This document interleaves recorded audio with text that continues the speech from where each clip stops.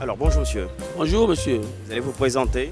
Oui, je m'appelle Aoui Augustin, je suis maître artisan, je suis dans le domaine de la ferronnerie, principalement les objets d'art à base de la récupération. Nous sommes à la 3e édition du Salon international de la déco. Et tout de suite, nous sommes frappés par l'originalité de ce que vous faites. Justement, nous voyons plein de métaux partout. Ça laisse croire que c'est du recyclage, mais je vous laisse nous en dire un peu plus. Tout à fait, mon métier est basé essentiellement sur le recyclage des métaux rejetés. Il faut dire qu'au départ, nous sommes ferronniers, comme tout autre ferronnier, avec des portes, antivols, etc. Mais nous sommes fait un nom à part, qui est le recyclage des objets, afin de nous distinguer de tous les autres ferronniers. Aujourd'hui, quand on parle du recyclage, ça ne dit pas grand-chose aux gens. En tant recycler, c'est assainir l'environnement. Recycler, c'est créer d'emplois à partir de rien. Et c'est un message que nous voulons donner à la jeunesse pour qu'ils sachent que si on n'a pas le travail au bureau, on peut se retrouver dans l'environnement et bien vivre comme celui de bureau aussi. Alors ça fait déjà combien de temps que vous faites ça? Ça fait 30 ans que je fais ce travail-là. J'ai commencé au Togo d'abord et puis en Côte d'Ivoire, je fais 10 ans actuellement. Déjà pendant ces 30 ans, qu'est-ce que vous retenez principalement? Oui, j'ai compris qu'à partir de rien, on peut développer un projet. Aujourd'hui, la jeunesse croit qu'il faut avoir la licence, la maîtrise, travailler dans un bureau qui est l'affaire. C'est bien si l'on a cette chance-là. Mais quand on n'a pas la chance de travailler au bureau, on peut se nourrir sa famille à partir de rien. Et c'est ce que vous voyez là. Malgré mes études, aujourd'hui je me retrouve dans la ferraille et tous les faits que je rencontre partout, je les soulève et je fais ma vie avec. Alors vous le disiez tout à l'heure, vous êtes un ferronnier à part entière comme tous les autres que nous connaissons qui fabriquent des portails, des antivols et tout. Vous, comment est-ce que cette idée vous est venue de faire ça? Oui, en fait, comme je venais de le dire, après 30 ans, nous avons eu à former des jeunes qui aussi ont formé à leur tour.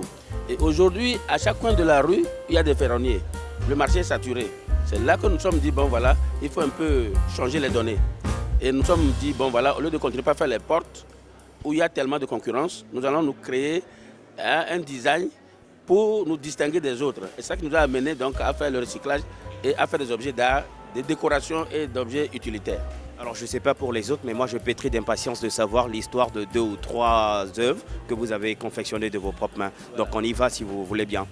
Voilà, je vous laisse choisir déjà. Oui, vous êtes devant là, vous avez une radio confectionnée par de la récup. Il n'y a aucune pièce là-bas qu'on a achetée au magasin. C'est des pièces que vous retrouvez dans la ferraille.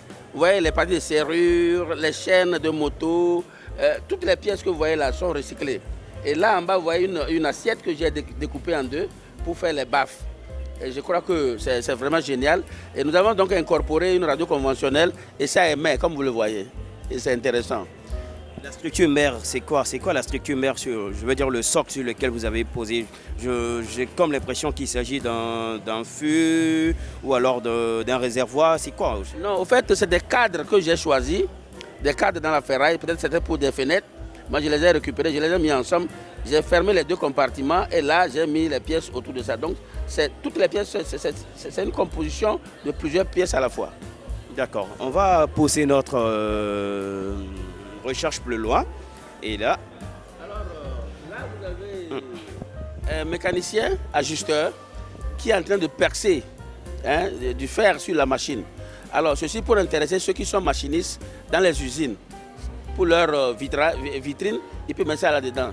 Donc c'est un ajusteur, vous voyez, il est en train de faire le trou. Et la machine, elle est composée de tout ce qui est récupérable. Vous reconnaissez ces pièces-là? C'est les bouteilles de gaz pour les frigoristes que j'ai découpées.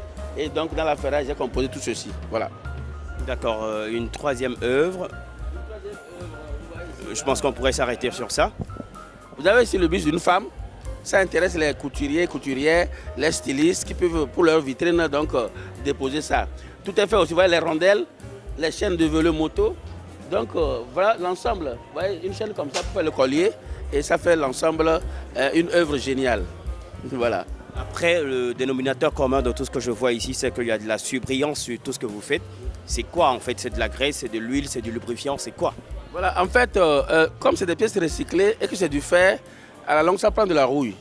Donc pour éviter que la rouille progresse, nous mettons du vernis là-dessus pour retarder le vieillissement. Donc, parce qu'il y a des gens qui laissent leurs pièces dehors, sous l'effet des intempéries, il peut y avoir des rouilles qui prennent. Donc on met du vernis pour empêcher que la rouille évolue. On retient simplement que vos œuvres aussi également ont besoin d'être entretenues à la longue pour ne pas que, elles soient attaquées de toute la rue. Ça a été un véritable plaisir pour moi d'avoir rencontré cette machine à faire des œuvres, en tout cas d'une très grande originalité. Merci monsieur, merci de participer à